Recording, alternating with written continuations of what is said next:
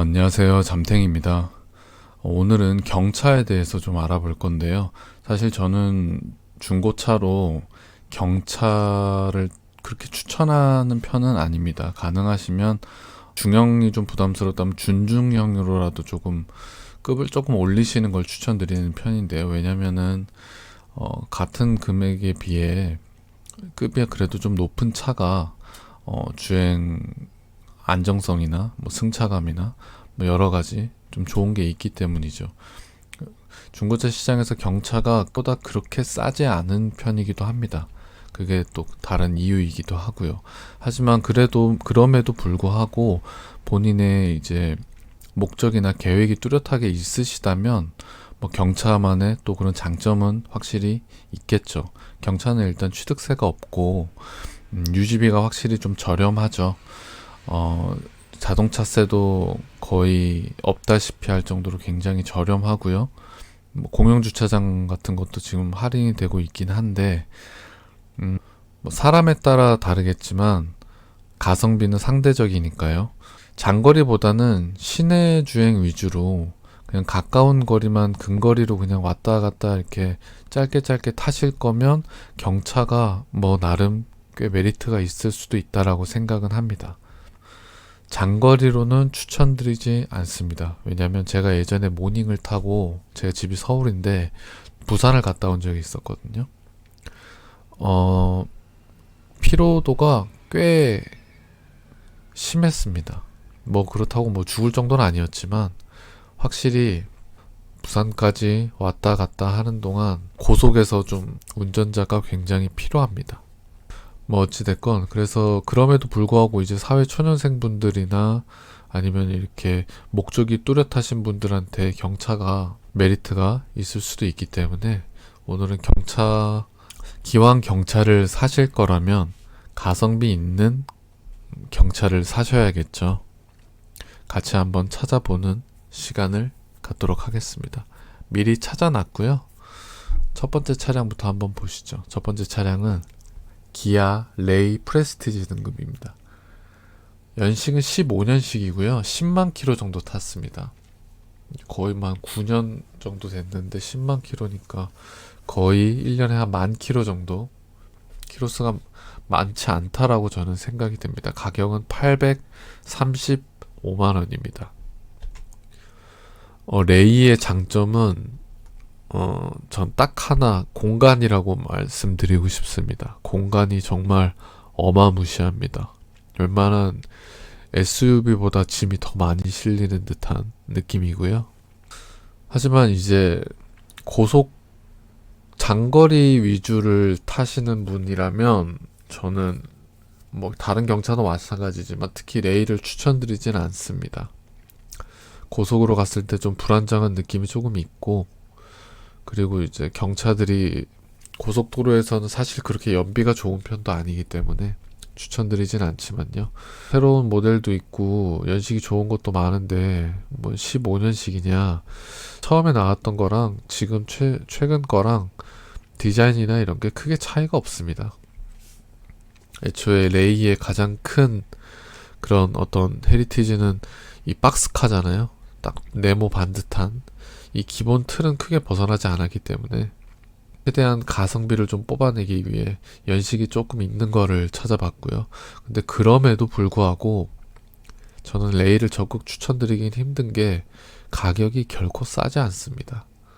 이 정도 금액이면 뭐 급이 올리든 뭐 다른 대안이 너무 많기 때문에 막 추천드리지는 않지만, 그럼에도 굳이 꼭 레이를 사셔야겠다면 최대한 좀 돈을 아끼기 위해 이런 가성비 있는 모델도 보시는 것도 나쁘지 않다라고 생각이 듭니다.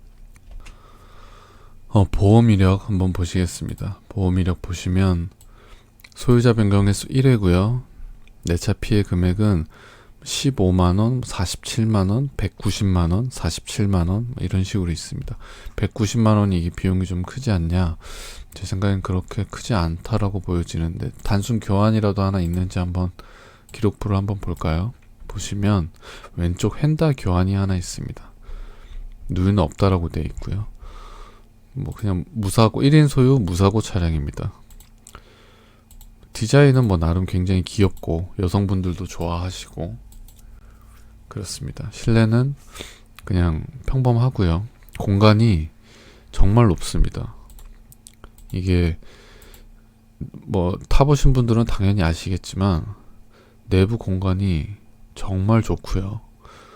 짐을 싣기도 좋고 그냥 사람이 뒷자리도 굉장히 생각보다 편하고요. 이 높이가 높다 보니까 뭐 여러모로 그 실용적인 부분은 확실히 좋은 것 같습니다. 트렁크도 짐 정말 많이 들어가고요.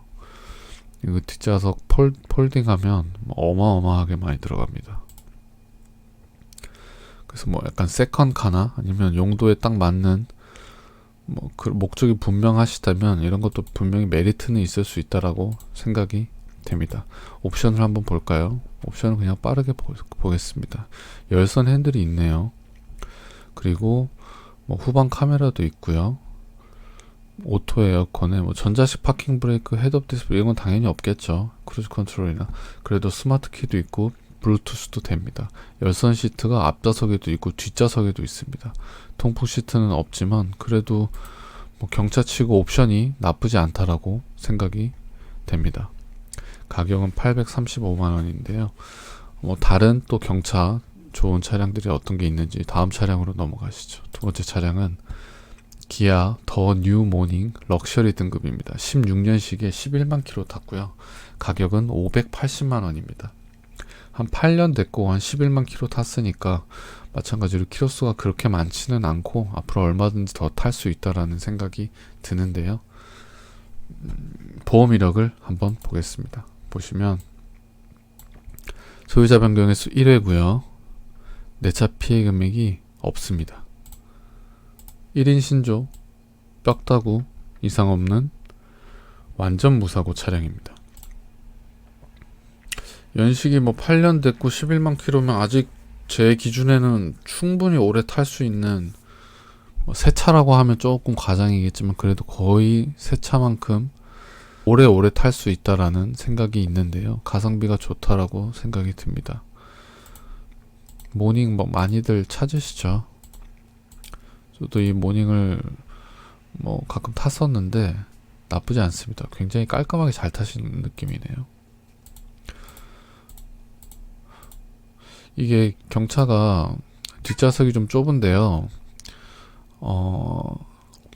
어차피 뒷좌석에는 사람이 많이 안 타기 때문에 앞좌석을 최대한 뒤쪽으로 좀 밀어 넣으면 앞좌석이 생각보다 꽤 넓습니다.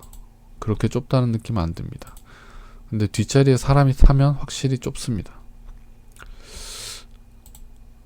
옵션이 아마 지금 카메라가 없는 것처럼 보이는데 확실히 그 뒤에 트렁크 공간은 아까 레이에 비하면은 훨씬 부족하긴 하죠. 근데 애초에 뭐 모닝 같은 차가 트렁크에 공간을 많이 싣기 위한 차는 아니니까요. 옵션을 보겠습니다. 옵션 보시면 열선 핸들이 있고요. 그리고 후방 카메라가 없네요. 근데 크루즈 컨트롤도 있고 뭐 오토 에어컨에 스마트키, 블루투스, 앞좌석 열선 시트도 있습니다. 이 정도면 그래도 옵션 나쁘지 않다라는 생각이 들고요. 열선 핸들이랑 엉뜨 정도만 있어도 저는 뭐 충분히 옵션 좋다라고 생각이 됩니다. 후방 카메라가 없어도 됩니다. 왜냐면 경차잖아요. 경차는 주차할 때 굉장히 좀 편하고 남들이 쉽게 주차할 수 없는 곳에도 유용하게 주차를 잘 할 수 있고 근데 뭐 카메라까지는 필요 없다라고 생각이 됐고요. 후방 그 깜빡이가 아니라 후방 감지기만 있어도 충분하다는 생각이 듭니다. 다음 차량으로 바로 넘어갈게요. 다음 차량은 쉐보레 더 넥스트 스파크 LTZ 등급입니다. 17년식에 16만 킬로 탔고요. 17년식에 16만 킬로면 7년 됐고 16만 킬로 탔으니까 1년으로 따지면 한 2만 킬로 넘게 탄 꽤 그래도 주행거리가 좀 있습니다.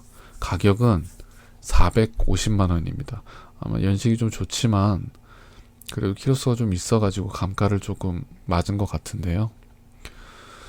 보험 이력부터 한번 볼까요? 보시면 소유자 변경횟수 1회고요.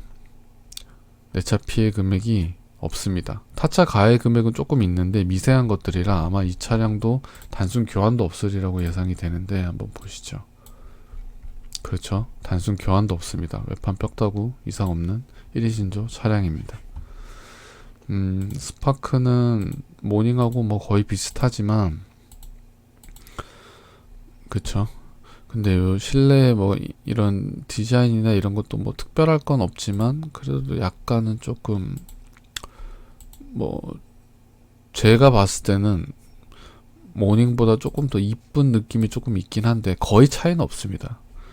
뭐 사실 뭐 경차 가성비 경차를 타는데 뭐 그런 건 큰 중요한 메리트는 아니죠. 옵션을 바로 볼게요. 옵션 보시면 열선 핸들 들어가 있고요. 독특한 게 차선 이탈 경보 시스템이랑 후측방 경보도 들어가 있습니다. 굉장히 옵션이 좀 안전 옵션이 안전이라기보단 좀 주행 보조 옵션이죠. 이런 옵션이 들어가 있는 게 물론 없는 것보단 이런 거 그냥 달아주면 고맙죠. 그리고 크루즈 컨트롤 있고 오토 에어컨 있습니다. 뭐 스마트 키는 아닌데요. 뭐 크게 상관없다라고 생각이 됩니다. 스마트 키 없어도 상관없습니다. 열선 시트는 앞에만 있습니다. 통풍 시트는 없습니다. 이 차량도 16만 킬로 탔지만 앞으로 뭐 얼마든지 더 탈 수 있다라는 생각이 들어서 어차피 우리가 경차를 사서 뭐 10년 이렇게 타겠다는 사람은 잘 없잖아요. 그냥 뭐 한 용도에 맞게 뭐 3년이면 3년, 5년이면 5년 그렇게 실컷 타시다가 처분하셔도 뭐 크게 이미 감가를 많이 맞았기 때문에 뭐 메리트가 있다라고 생각이 됩니다. 이렇게 경차를 한번 살펴봤는데요. 이번에는 비슷한 금액에 이제 경차가 아니라 어떤 다른 대안이 있는지 급을 조금만 높이면 중형까지는 가지도 않고요. 그냥 같은 소형이나 준중형 정도로 해가지고 급을 조금만 높이면 어떤 가성비 차량으로 갈 수 있는지 한번 알아보겠습니다. 이번에 보실 차량은요. 기아 올뉴 프라이드 1.6 GDI 세단 럭셔리 등급입니다. 12년식에 15만 킬로 탔으니까요. 연식은 지금부터 한 12년 된 차고 15만 킬로면 한 뭐 만 킬로 조금 더 탄 느낌이죠. 1년에. 가격은 389만 원입니다. 보험 이력부터 한번 볼게요. 소유자 변경횟수 1회고요. 내차 피해 금액은 290만원, 140, 89만원, 뭐 37, 24, 29만원 뭐 이런 식으로 있는데 290만원이 금액이 너무 큰 거 아니냐. 뭐 클 수도 있는데 제 생각엔 뼈다구로 먹었을 것까지는 아는데 한번 기록부를 한번 볼까요? 잘 안 보이시겠네요. 확대해서 보시면 여기 왼쪽 핸다랑 본네트 교환이 있습니다. 그럼 이게 왼쪽부터 해가지고 이렇게 먹고 들어오지 않았을까? 뭐 그렇게 의심해 보실 수도 있긴 한데 일단은 성능 기록부 상에는 여기 휠하우스나 이런 쪽 뼈다구를 안 먹었다라고 돼 있고요. 제 생각에도 뼈다구를 먹었을 것 같지는 않습니다. 어디 갔니?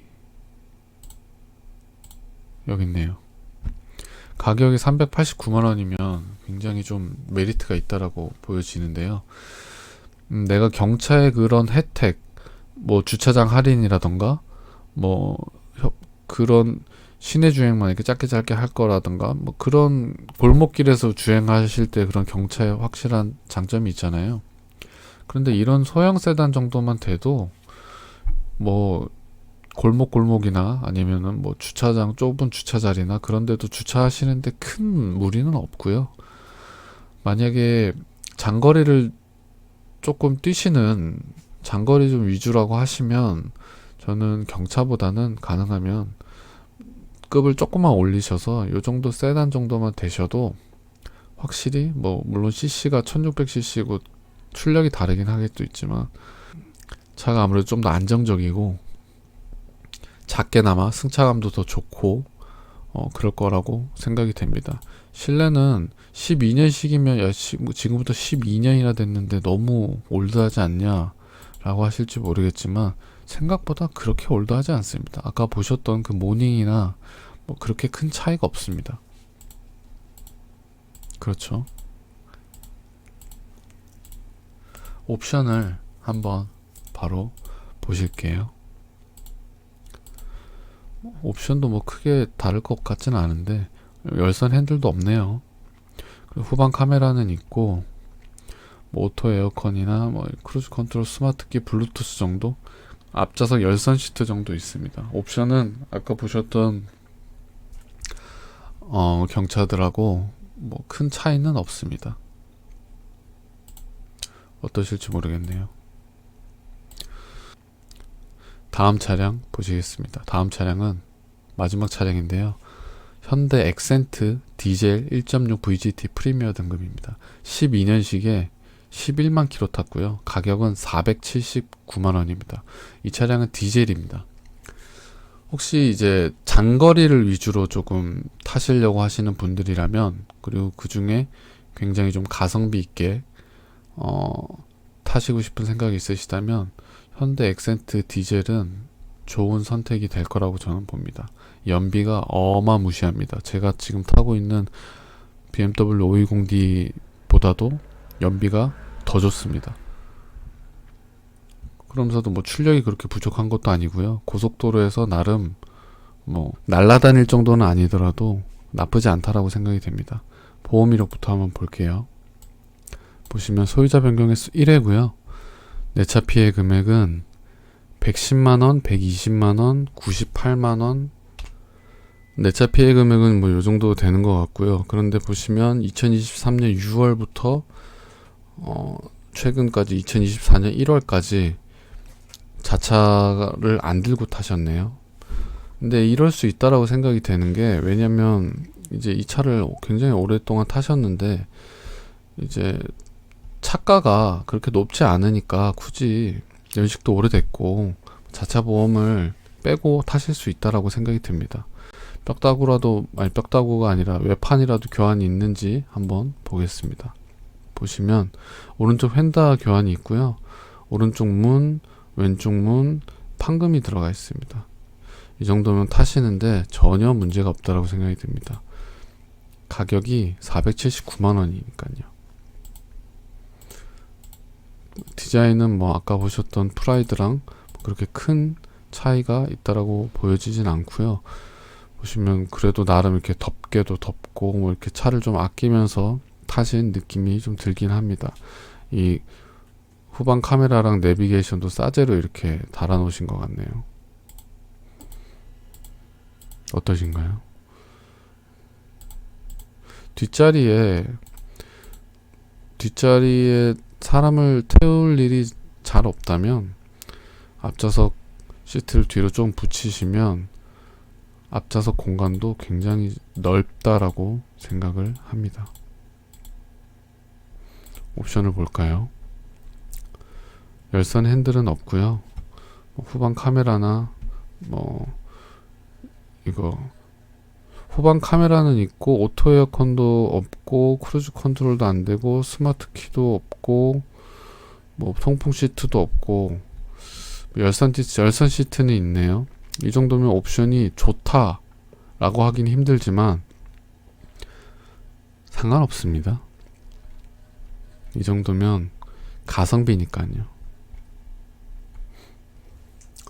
이렇게 프라이드랑 액센트 이제 소형 세단까지 이렇게 해서 봤는데요.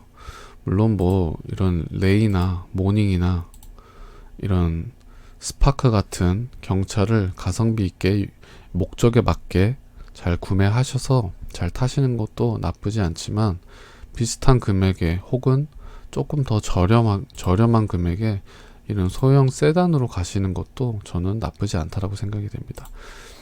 시내 주행 정말 집 앞에 그냥 마실 정도 다니는 거라고 하면 이런 건 뭐 괜찮다라고 느껴지고, 본인이 장거리를 좀 많이 뛰신다라고 하시면 이런 것도 나쁘지 않다고 생각이 됩니다. 긴 영상 봐주셔서 감사드립니다.